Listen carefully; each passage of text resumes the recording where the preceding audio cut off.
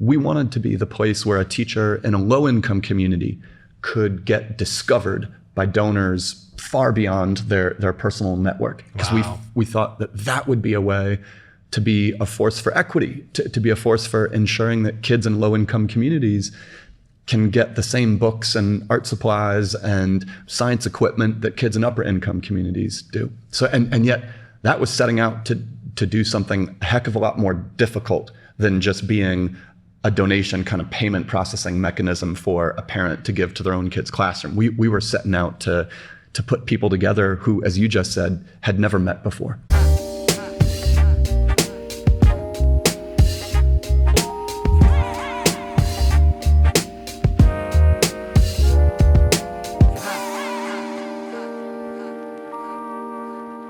Hey, Charles Best, thank you so much for coming to the Entrepreneur Studio. Chris, I'm thrilled to be here. Thank you. So good. I would say one of the things that was really interesting to me is when I know about DonorsChoose, and when the team was like, hey, I think we could sit down and have a conversation with Charles, I was like, I have so many questions. Awesome. So many questions. So I love to just dive right in, because ultimately your kind of origin story is, I would say, one of the more unique ones to kind of go from where you were to the type of business that you built. So talk to us about, like, being a teacher and what got you sort of enthusiastic about, like, I got to do something about this lack of resources that teachers have. Yeah. Well, the origin story starts with being a teacher. I knew I wanted to be a teacher since I was in high school. I had this amazing English teacher and wrestling coach. His name was Mr. Buxton. I really looked up to him. I wanted to be like him, so I knew I wanted to be a teacher. Started teaching my first year, and my colleagues and I were spending a lot of our own money on all the school supplies you can imagine: copy paper, pencils, markers, poster board. What I really wanted for my students was for them to be able to read Little House on the Prairie, and I would go to the photocopy shop every morning at like 5 a.m. and make photocopies of that day's section of the book, which probably violated some copyright laws. And I thought about all the other things that my colleagues wanted to do with their students' books. They wanted their kids to be able to read a field trip. Yeah. They wanted to take their students on a science experiment that just needed a pair of microscopes. And I just figured there must be people out there who'd want to help teachers like us if they could see where their money was going. Yeah. I felt there are folks who want to support public school classrooms, but who are skeptical about writing a check and feeling like it's going off into sort of a dark hole of a bureaucracy.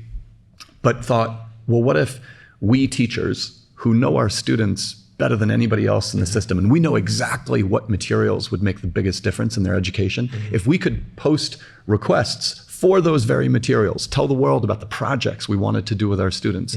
And then if donors could choose the classroom request, choose the project they wanted to support, well, then my colleagues and I would be able to take our students on that field trip, get them that set of books, be able to do that science experiment. And it just kind of made sense, even though this was years and years before crowdfunding was a word or a thing. Yeah. Well, the thing that I think is, there's a lot of things that you did that were a thing before it was a thing, and we'll get into that.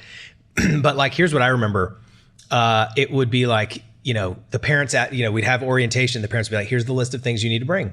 And that was kind of it for the year. Not to mention the book and, to go on the field trips and all the other things that you were talking about. I'm like, man, that's an advanced move. Like those things were not really done, back when I was a kid, or when I have 4 kids, and, they're not using the same technology in some cases, but some of them are using DonorsChoose, which is cool. But I find it really, really interesting that you had a belief that there were other people out there. And this is probably like email is just becoming a thing. Digital is just becoming a thing. And you have this idea that other people are out there because your audience wasn't just parents of the class. So talk to us about how that hunch how did you have this hunch and go like, I believe that there are other people out there that would do this, and this idea to bring people who don't necessarily have a vested interest in their child would want to do things based on projects. You're really putting your finger on it, that our primary audience was actually not parents when my students and I created DonorsChoose. I was teaching at a public high school in the Bronx, very low income neighborhood. My students' parents usually did not have the means to buy all the stuff on a checklist. Yeah. And so I just saw my students going without. And the idea for DonorsChoose was not so much to be a way for parents to donate to their own kids' classrooms, because that would probably attract mostly middle income and upper middle income folks. We wanted to be the place where a teacher in a low income community could get discovered by donors far beyond their personal network. Because we thought that would be a way to be a force for equity, to be a force for ensuring that kids in low income communities can get the same books and art supplies and science equipment that kids in upper income communities do. So, and yet that was setting out to do something a heck of a lot more difficult than just being a donation kind of payment processing mechanism for a parent to give to their own kid's classroom. We were setting out to put people together who, as you just said, had never met before. So that's like, I listened to your story, and it's like there were really 3 innovations. The first innovation is a digital marketplace. The second one is crowdfunding, and the third one is cause marketing. And I think as we break down your story, I think it's really important to take each one of those things and talk about those innovations and what it was kind of like to even think like that. Because I mean, if you think about just what you just talked about, to instead of thinking I can send emails to parents and they will give to their kids stuff, that is a very one-dimensional sort of linear way of thinking. That is only one small piece of the problem, and being able to process a payment is only one part of the problem. It is bringing awareness and getting a teacher to kind of be on display with the type of teaching that they do, so that they can fund really, really cool projects. So why don't you tell us about, like, we talked about the innovations. Talk to us about the birth of each of those ideas, and then like how you got it off the ground. Absolutely. Well, let's start with crowdfunding, which then we'll move into digital marketing and cause marketing. The very first crowdfunding campaign was in the 1880s. It was the installation of the Statue of Liberty. This guy, Joseph Pulitzer, who was the publisher of the New York World newspaper, saw that the US government didn't have the funds to actually install the Statue of Liberty that had been given to us by France. And he called on his readers to all come together and make small donations, whatever they could spare, $1, $2, $5, to collectively fund the installation of the Statue of Liberty. That was probably the first crowdfunding campaign ever. Fast forward to the late 1990s, there was a British rock band called Marillion, and they wanted to do a reunion tour, and they wanted to circumvent their record label and kind of do it on their own. And they did what you just said. They sent an blast email out to their fans, and without a website, nevertheless got their fans to all make small donations to fund the reunion tour of this rock band. Mail your cash to this address. Exactly. Basically, yes, that's right. That's right.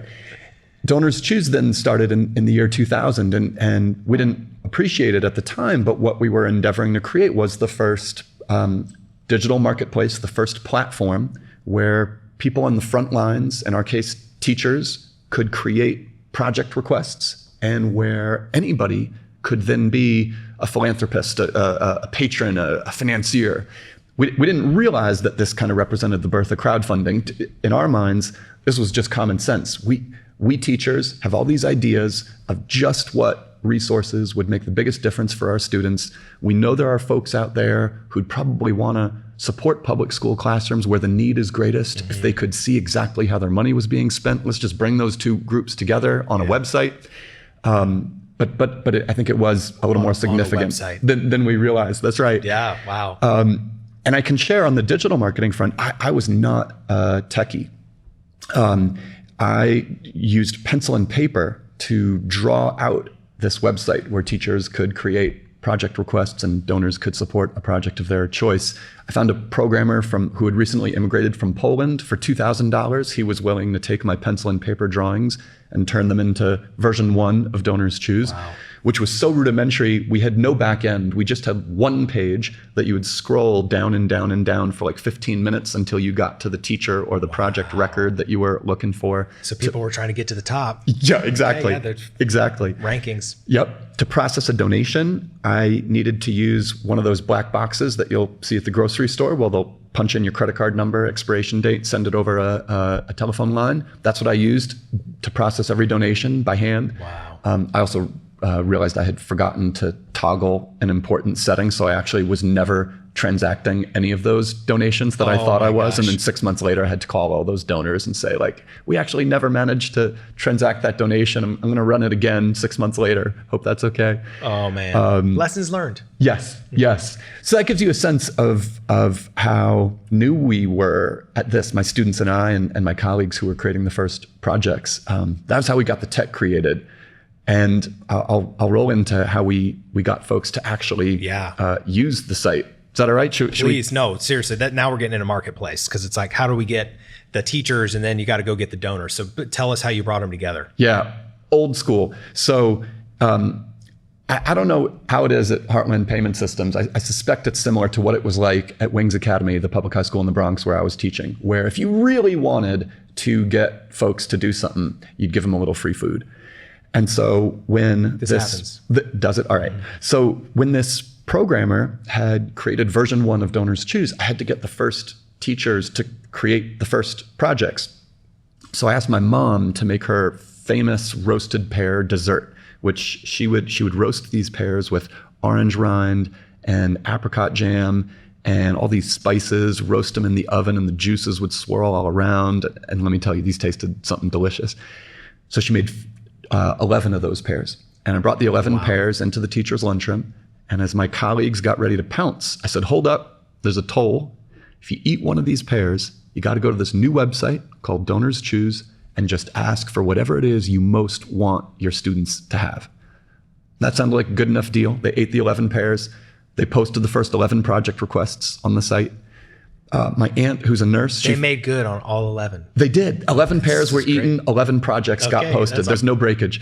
And my aunt, who's a nurse, she funded the first project. I didn't know any more donors to fund the other 10 projects. There was no liquidity in this, nascent marketplace. Was there a time bomb on these things? Did you have that, or was it just they were up there in perpetuity until they were funded? I guess they would have been up there forever, but I think I only had a month or so to prove that it worked enough that my colleagues would want to spread word to other teachers. Yeah. So I anonymously funded the other 10 projects because I didn't know any more donors beyond my aunt who had stepped up for the first one. I could afford this because I was still living at home with my parents and they were not charging me any rent. So I could spare some of my teacher's salary to fund those 10 projects. I did fund my colleagues' projects anonymously. So they mistakenly thought that the website actually worked, and that there were all these donors just hanging out on this website waiting to fulfill a teacher's classroom dream. And that rumor spread across the Bronx, and teachers started posting hundreds of projects on our site, projects that needed a whole lot more money. And then your wallet had a problem. My wallet had a big problem. And I honestly, I didn't quite know what I was going to do now that there were a couple hundred projects from teachers all over the Bronx on our site. But my students came to the rescue. I think they could see the potential of this experiment, or they just felt bad for me. I don't know which one, but it was enough to inspire them to volunteer after school to help get this thing off the ground. And they hand addressed and put together about 2,000 letters to people all over the country, telling them about this website where someone with $10 could be a classroom hero. They got the addresses out of my high school and college alumni directory. They're writing these letters to people all over the country. We sorted the mail ourselves so that we could get the cheapest postal rate. So every desk in my classroom represented a different part of the country, piled high with letters. This is during class time or after class time? It was after school, at least. Okay, got it. It was after school. All right. And then we carted these sorted letters to the post office, and my students' letters, those 2,000 letters, generated $30,000 in donations to projects on the site. So we were kind of able to just hand crank the pump and get the flywheel to start to spin. Mm-hmm. But I think the key lesson here is that there was not a techie silver bullet, digital solution to kind of jump starting the marketplace. We went with food bribery and handwriting letters to get teachers and donors onto the site. That is amazing. Where did you get this site registered? Where was the registrar at that time? It was, I think. How did you shop for the domain name? That's what I'm trying to say. I paid $8 for DonorsChoose, GoDaddy. GoDaddy, okay. That's right. Honestly, if there's one thing I wish I could do over, it's the name. DonorsChoose is a decently literal indication of how the site works, but it doesn't say anything about education. Yeah. The syllables are actually hard to say. Like people have a hard time remembering the name DonorsChoose. They want to switch it to Donor's Choice or just call it Donors, and they put apostrophes in funny places. Yep. And I really wish I could rewind and actually bring in an expert naming, branding consultant to come up with a different name. Lessons. The lessons. You're like Entrepreneur Studio.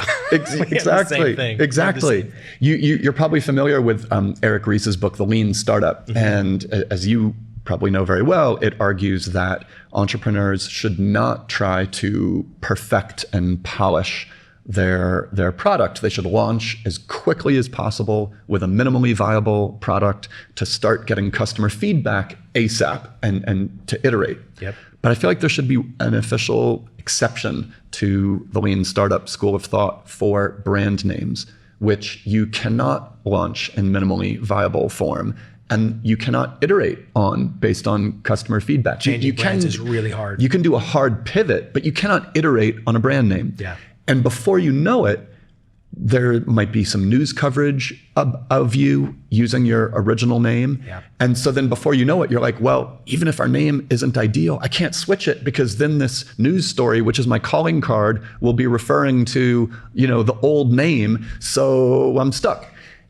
And I think actually that I'm kind of allergic to bringing in consultants and outside experts, but I wish I had with our brand name. Yeah, naming choices are really huge. I mean, people struggle with that with products, struggle with it like the names of companies and things like that. It's a real issue. I mean, you look at just Facebook and Google and how they've changed their parent company names because they outgrew, like they are different companies. Yes. Now, and those are just really products inside of their company. So I mean, I would agree as a marketer, one of the hardest thing to do is to take brand equity, like what people know and what they think of and how they feel about it, to port that over to something new is really, really hard. Really hard. It takes a lot of money to do. That's right. And very few people do it successfully. That's right. So I'm in your camp on that. I think there are some people that really stress about it, but I do think that lean startup idea of getting to market quickly and getting feedback and trying to find just initial traction or product market fit is really, really, really, really important. So I would say, so we talked about the marketplace and that it was like sort of like hand delivered success. How did you get into like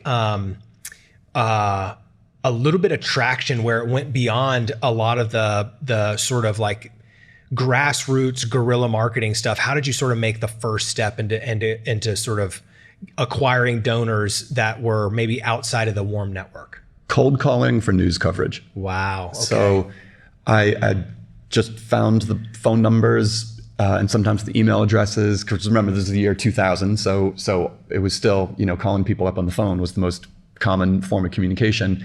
And I would cold call every reporter whose name I could find. And I probably had to make 50 phone calls for every one reporter who was interested enough in our story to cover a new kind of charity operating out of a classroom in the Bronx. It had a decent hook, but we were brand new and had not gained that much traction.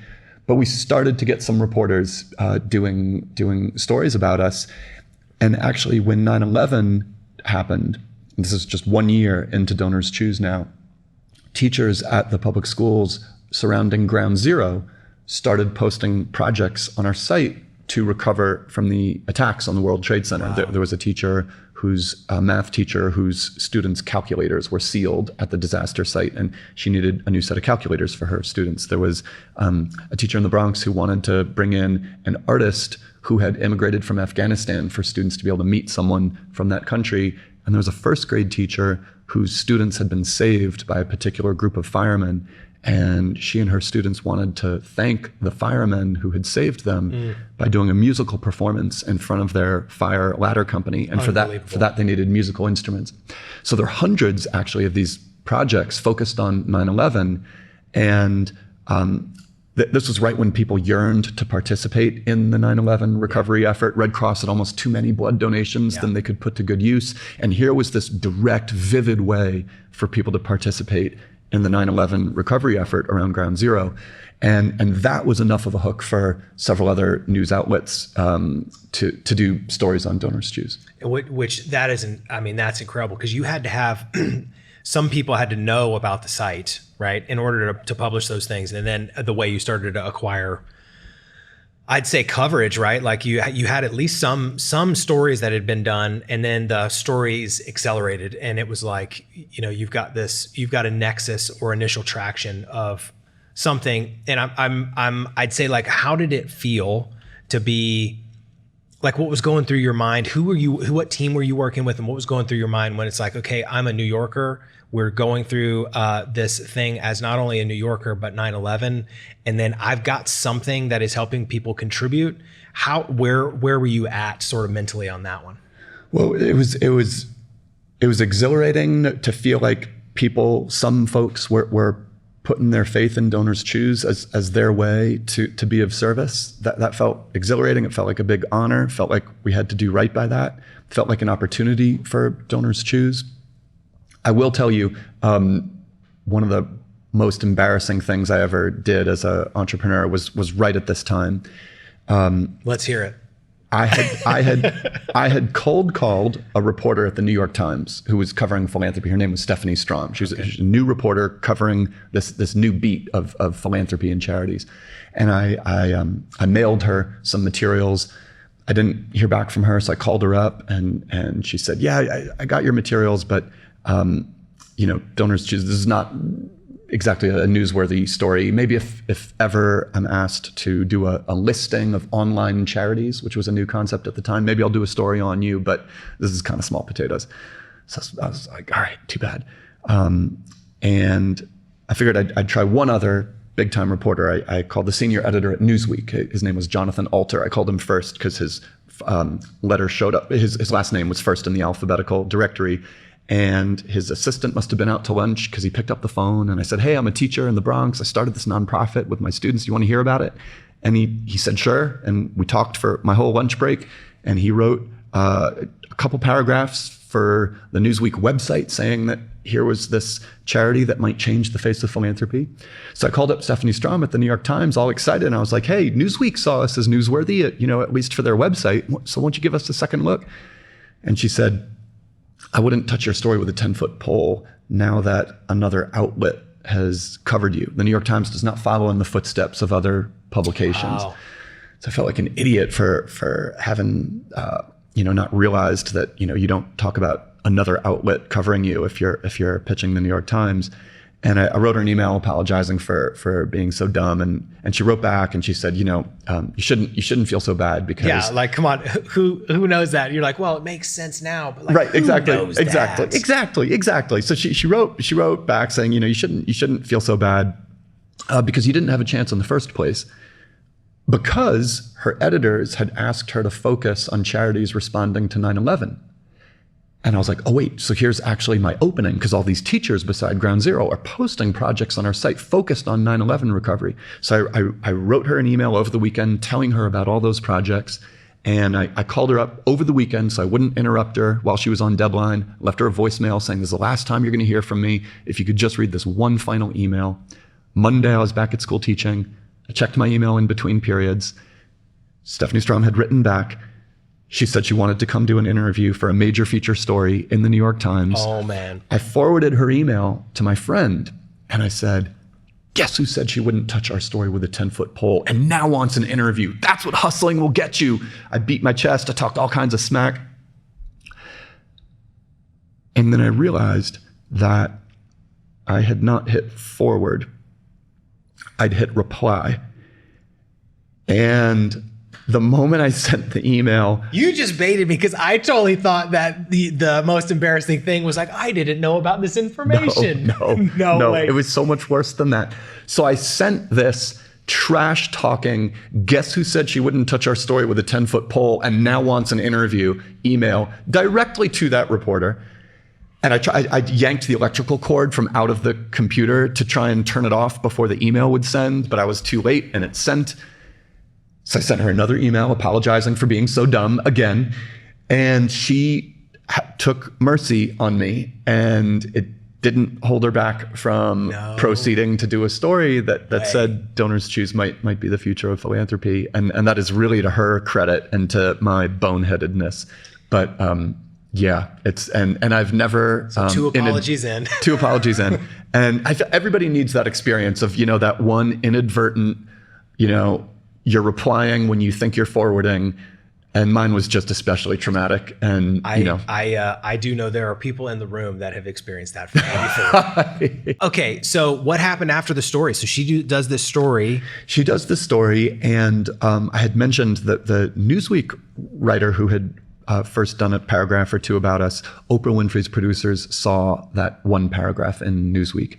And in Newsweek, okay. In Newsweek, yeah. All right, the Newsweek one. And called up and said, seems like what you and your students are doing is kind of interesting. We'd like to feature it on Oprah. And as I was ready to hustle. I wasn't actually that media savvy, but I did know enough to know that was kind of a big deal if Oprah is looking to shine a spotlight. That time, she's just a massive celebrity at that point. Yes. Wow. Yes. My students were on their very best behavior when her show sent a limo to pick me up after school. Oh my goodness. It's pretty impressive to my students. Yeah. They're like, my teacher is badass. they were very well behaved for at least 2 days. That's what Oprah was. They're like, good this for. person is not only digital savvy, he's got Oprah picking him up in a limo. Teacher in the Bronx. This is amazing. Okay. Yeah. And she shined her spotlight on DonorsChoose. In fact, she came into the green room right before the show and said, normally the rule for Harpo Productions, for Oprah's production outfit, is to send viewers to Oprah.com and then find a link to the website that she was recommending.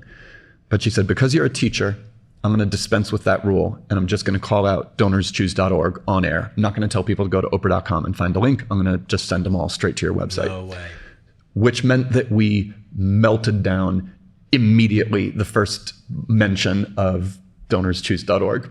We couldn't even show a fail whale or an error message. It was just blankness. 501 error, yeah. Yes. We were obliterated. And it took us, I think, 7 or 8 hours to get back up on our feet, as it were. But when the traffic subsided, we got back up again. And then we started fielding phone calls from people all over the country who wanted to see DonorsChoose expand to public schools in their cities and states. Because at the time, DonorsChoose was only open to New York City public schools. And that meant the beginning of our expansion across the country. Wow. So the Oprah thing happens, you get a significant amount of, I'd say, media attention. So you've had 2 stories in Oprah. That's right. Wow. That's right. And most of the guys who would call in the wake of the Oprah show interested in seeing DonorsChoose expand all had to begin the phone call with an excuse as to how it was that they were watching Oprah. They were like, my wife, had the remote. And I was just channel surfing, and I saw the story on DonorsChoose. Complicated. But I was watching Oprah. That's right. It was complicated. Yeah. The first guy who was self-actualized enough to be like, I love Oprah, was the first philanthropist we engaged with and expanded to North Carolina public schools. Man, that's amazing.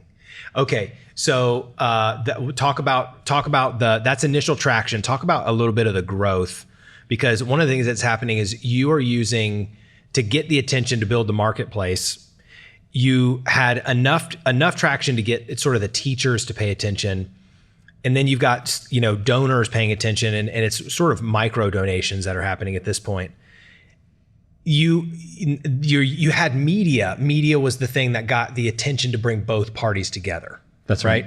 So did the same thing happen when you had to expand? Because that initial sort of nexus and initial traction is one thing, but expansion wise, how did you start to bring more and more? How did you get the traction to build a more expanded marketplace? This conversation is staging maybe even better than you realize. So if the beginning was food bribery and handwriting letters to start the flywheel spinning of teachers and donors coming to the marketplace, and the next stage was media coverage to get more donors and teachers onto the site, I think the third stage was cause marketing.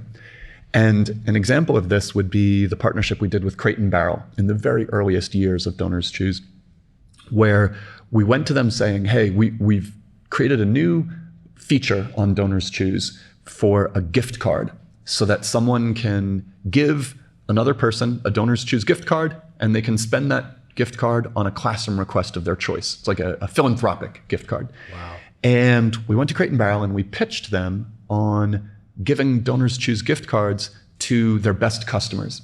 And we kind of ghost wrote a cover letter for them saying, hey, Crate and Barrel customer, you've invited us to enrich your home by shopping at Crate and Barrel. Now we'd like to invite you to enrich a classroom. Here is $25 for you to spend on the classroom request of your choice, and get the feedback from the classroom.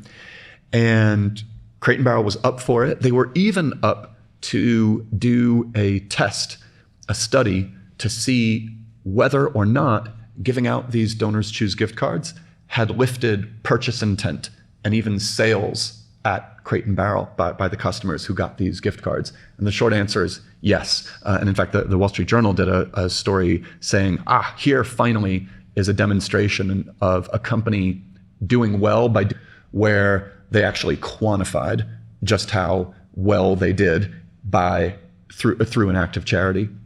Because all these Crate and Barrel customers who got this DonorsChoose gift card were like, this is amazing. No company's ever done anything like this for me before. I'm going to spend that $25 on a classroom request of my choice. And you bet I'm going to be back at that Crate and Barrel store sooner than I had planned and ready to spend more than I would have otherwise. Wow. And that's an example of... Did they do that in like, this is the tester in me. Did they do that in geographies, or is this some sort of like... they had some attribution where they had their customer and they looked at the profiles that they sent them to and saw, their accounts go up? They actually did random assignment. Okay. So there were it was customers within I think a 5-mile radius or 10-mile radius of a Crate and Barrel store who had spent more than $200 over the last 6 months. So we're talking engaged, important customers not far away from a Crate and Barrel store. That was the population. Sending email or physical mail?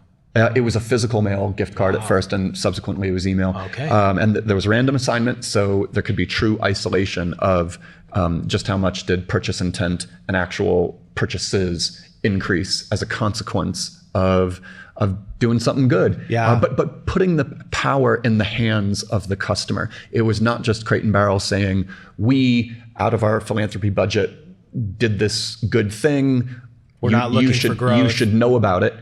Instead, it was Crate and Barrel empowering its customers to each be micro-philanthropists. Wow. And to support a classroom request of their choice. And that then became a model for a huge range of cause marketing partnerships that don't just drive dollars to teachers' requests, but bring new people onto the site.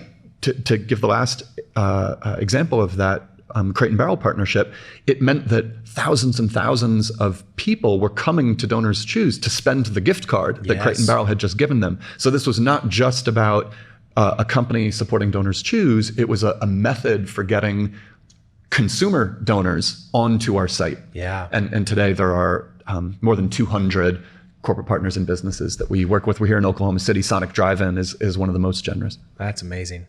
So the thing that's, I'd say I don't know, it's a brilliant idea. I don't know if it was an accident or what you were thinking about, but ultimately it's like when you give a gift card, it's typically 2 sales like that. And that's what you guys found out is you're like, hey, we can get the corporate partnership. They're going to get a reputation benefit. They're also going to get a financial benefit, and you're going to get a sale too. And both of you, potentially get repeat customers. And that's one of the things that I think is really interesting about marketplaces, especially one of the things that you're talking about is like, okay, we got 9/11, we got Oprah, we have these moments where you probably have surges. And then the thing where that's really hard, I would say, is repeat donors, repeat buyers, repeat business. So what are some of talk to us about a little bit of like a trough and how you're like, oh man, this is how we get people to donate again. Again, you're nailing it. One of the challenges that DonorsChoose has not completely solved for is repeat giving. On average, 1 in 5 of the donors who give for the first time in year 1 we'll be giving again in year 2, right? So if we acquire 5 donors for the first time in 1 year, just one of those 5 donors will be giving again in the subsequent year. Wow. Which sounds like a discouraging retention rate. I think it's actually typical of marketplaces where each item in the marketplace is kind of unique. Yeah. I don't know the exact data for Kickstarter or for Etsy or for sites like that, but I think that our retention rate is not so very different. The good news is that we do tend to retain the most generous 5 donors. So on a dollars basis, our retention is higher than 1 in 5, higher than 20%. And yet it means that DonorsChoose has to be really thoughtful about our email marketing and how we inspire donors we've acquired to give again, because it remains our big challenge. Well, with it being so a niche where it's like, funding teachers and projects, because you have a technology, but you also have a niche, right? And then you've got an audience, and it's like, you can't just email for something that they don't necessarily care about, right? Like there's these moments that they probably care about. So it's like, you can't just badger people for donations, and you can't just pitch this idea, because you have to figure out what pulled their heartstrings or to get them to take out their wallet in the first place. And that has got to be really challenging. You are capturing it exactly. The beautiful thing about DonorsChoose is there are about 50,000 classroom project requests live on the site at any moment. They cover every part of the country and every topic imaginable. It means that you could come to the site and say, I want to see teachers requesting the book that I read to my daughter last night. I want to see teachers requesting equipment for the sport that was my favorite in high school. I love fishing. I want to see the fishing requests that teachers have created on DonorsChoose. I love yoga. Show me the yoga projects. You can express a really personal passion and see projects that match. One immediate challenge is no one's actually been asked before, what is your philanthropic micro passion? People don't have that answer ready. The search term isn't at their fingertips. Yeah. Like if I asked you, we might have to talk for a little bit before I could discover the ideal search term for you to express on DonorsChoose to find a project that would really speak to your heart. If we can get donors to say, show me the fishing projects, show me the gardening projects, show me projects for the book I read to my kid last night, then magic happens, and we capture that's their passion. And we subsequently will email market to them strictly those projects that match that passion. So if you were really into gardening, we'd send you on a monthly basis the latest gardening projects on DonorsChoose. In the absence of that, because a lot of people defer to geography, here's where I am, show me what's near me. We did find that hometown is actually more resonant and leads to higher conversion than current location. So if we can find out where a donor grew up and show them classroom projects from where they grew up, that's actually going to be more powerful than showing them classroom projects targeted to their IP address.